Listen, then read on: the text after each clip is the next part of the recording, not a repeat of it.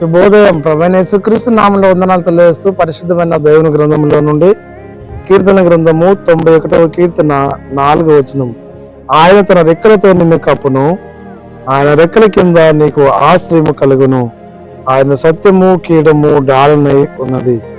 ప్రార్థన చేసుకుందాం. పరిశుద్ధులా ప్రేమ కలిగిన తండ్రి, వందనాలు స్తోత్రాలు చెల్లిస్తూ వాక్యము ధ్యానించి ధన్యత ఇచ్చేందుకు మహిమ చెల్లించుకుంటూ యేసయ్య నామములో ప్రార్థించి అడిగి వేడుకొనుచున్నాము తండ్రి, ఆమేన్. దేవుడు తన ప్రజలకు ఆశ్రయదుర్గమై ఉన్నాడు. ఆయన రెక్కల కింద నీకు ఆశ్రయము కలుగును. నిజమే, దేవుని రెక్కలు ఆరోగ్యాన్ని కలిగించేవి. ఆయన హస్తము స్వస్థపరిచే హస్తము. ఆయన రెక్కల కింద మనకు ఆశ్రయం ఉంది. ఇశ్రాయేలు ప్రజలను పగులు ఎండదెబ్బ, రాత్రి వెన్నదెబ్బ తగులకుండా తన రెక్కల కింద ఆయన భద్రపరిచి అరణ్యంలో నడిపించిన దేవుడై ఉన్నాడు.